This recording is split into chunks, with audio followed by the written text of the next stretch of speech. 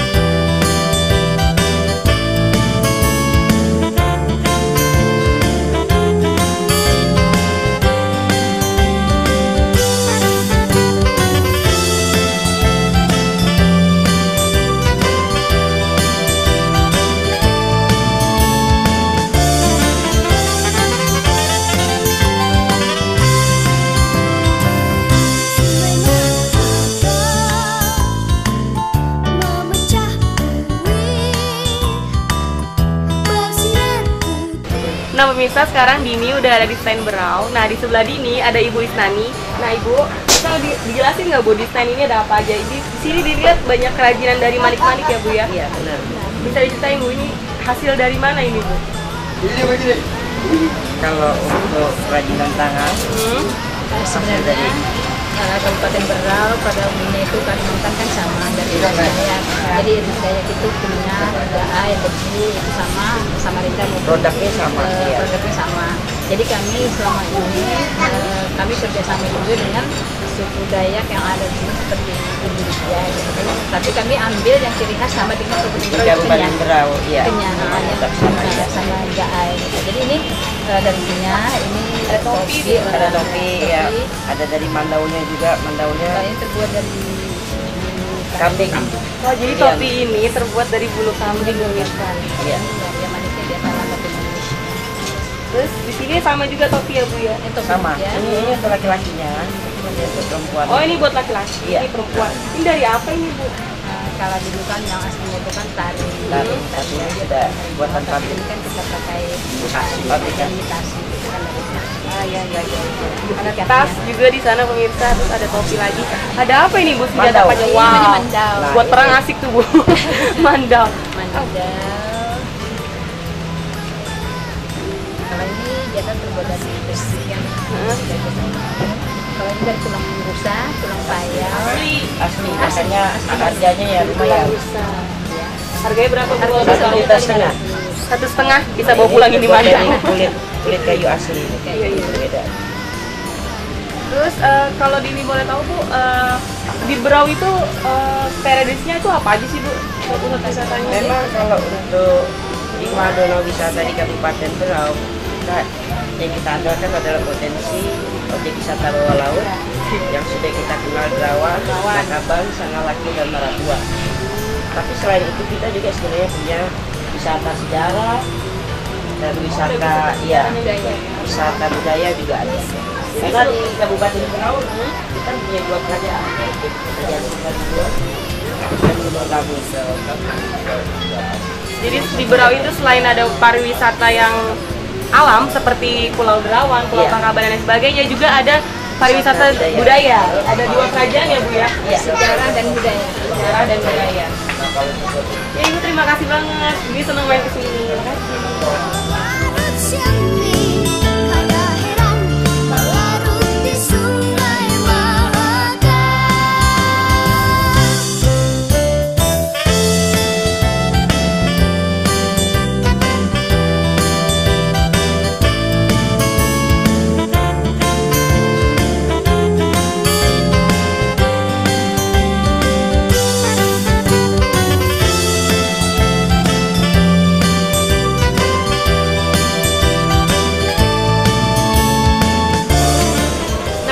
Sekarang Dini udah ada di stand Nunukan. Nah, sama Dini dengan Ibu Maria. Nah, Ibu, saya Dini dari Cafe Dini. Saya mau nanya nih Bu, keunikan dari stand Nunukan ini apa sih Bu yang beda dari stand-stand lainnya? Bisa dijelasin ke pemirsa?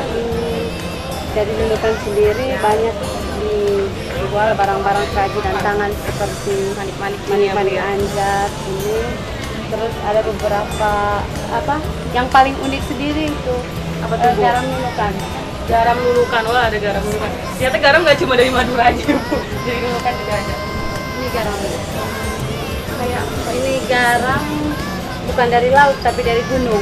Dari gunung. Ya. Kalau biasanya peribahasa bilang garam di gunung, garam di laut. Garam di laut, asam di gunung. Tapi kalau ini garam di gunung. Ini dibungkus pakai daun apa ini? Daun nipah. Ini seperti lontong. Iya.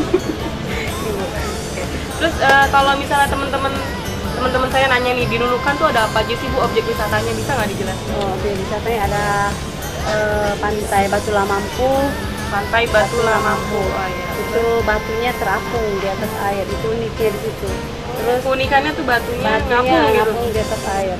Terus ada di sana ada batu yang bertumbuh terus dari tahun ke tahun tuh bertumbuh.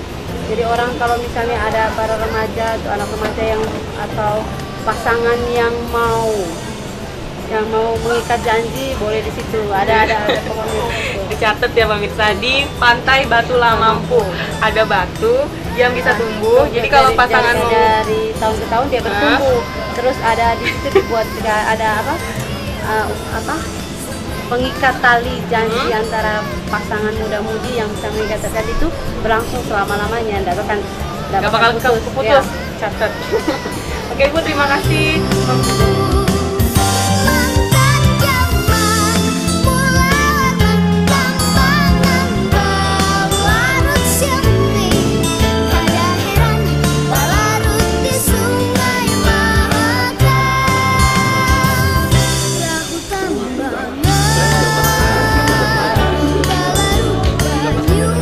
Nah pemirsa, setelah tadi Dini dari stand Nunukan, sekarang Dini mau ke stand Bontang dan Tarakan.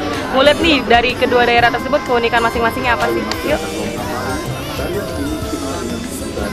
Nah pemirsa, sekarang Dini udah ada di dalam stand dari Tarakan. Nah di sebelah Dini ada Amel. Amel ini sebagai, wah ada tulisan Wakil 1 Duta Wisata Kota Tarakan. Wakil Duta Wisata. Nah Amel, Dini mau nanya nih, keunikan dari Kota Tarakan yang dipamerkan dalam stand ini itu apa sih? Nah, keunikannya itu dari di sini karena rata-rata kalau kita ketemuin hutan mangrove itu kan berada di pinggir pantai ya. Rata-rata hutan mangrove di berada di pinggir pantai. Nah, istimewanya sendiri ya, kota mangrove di Kota Tarakan ini terletak di pusat kota Tarakan. Di pusat kota ya? Iya, ini di pusat kota Tarakan, satu-satunya di dunia. Kalau kita temukan hutan mangrove di daerah lain pastinya di pinggir pantai atau di sungai gitu. Kalau di Tarakan sendiri itu berada di pusat kota, dekat dengan mall, kompleks perbelanjaan. Jelas terletak di kota Tarakan, itu uniknya. Oh, itu uniknya. Jadi itu nggak terpencil di dekat Enggak, di pantai, pinggir jalan, terus di pusat kota juga. Jadi gampang nemuinnya. Nah, terus di sini tuh banyak boneka-boneka bekantan ya. Apakah bekantan memang khas dari Tarakan sendiri atau gimana?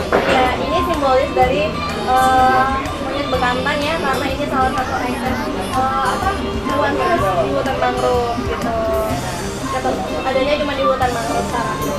Itu dia pemirsa, info yang bisa kita ambil dari stand dari Tarakan. Makasih ya, Mel. Iya, sama-sama. Bersinggah-singgah di jembatan. Nah pemirsa, sekarang Dini udah ada di dalam dari stand Bontang ya Mas ya. Nah Dini mau nanya sedikit boleh ya Mas ya? Boleh. Gimana kalau kita duduk aja Mas? Nah pemirsa, langsung aja kita berbincang-bincang dengan Mas Suryadi. Mas, bisa nggak diceritain keunikan dari objek wisata di Bontang itu sendiri apa aja sih Mas? Ya, contoh ya beras basah ini. Pantai Beras Basah. Ya, berada di tengah laut. Nah, sementara ini tahap pembangunan fisik dilengkapi dengan tempat nginap dan waterboom. Waterboom. Ya. Di Bontang ada Ya, waterboom. ya. Terus selain dari, Nah, terus ini bentang kuala. nah ya itu Bontang Kuala sering banget kita denger ya. Nah, ini ya, danau ini. Ada PKT ini. Danau PC itu kalau. Ya. Nah, itu ada pelabuhan yang baru saya bikin itu. Terus sebenarnya ada penerbangan sampai Singapura. Ya, Ada bagus gaya. Ini aku namanya etam, tempat-tempat latihan kita untuk menari. Ini acara buntung yang kemarin kita laksanakan. Kita di sana ada acara adat juga rutin gitu ya Mas? Iya, setiap tahun. Setiap tahun. Namanya? Era buntung. Erau Guntung. Iya. Itu dia pemirsa keunikan dari khas dari Kota Bontang. Makasih Mas. Ya,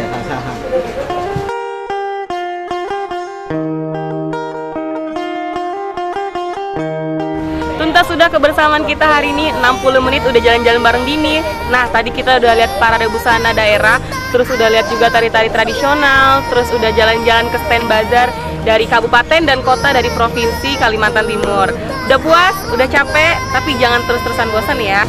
Nah satu pelajaran dari perjalanan kita hari ini adalah mengenai kebudayaan. Nah, sebagai generasi muda, kita harus melestarikan kebudayaan yang kita punya sebelum negara-negara lain mengklaim kebudayaan kita sendiri. Dini pamit, dadah.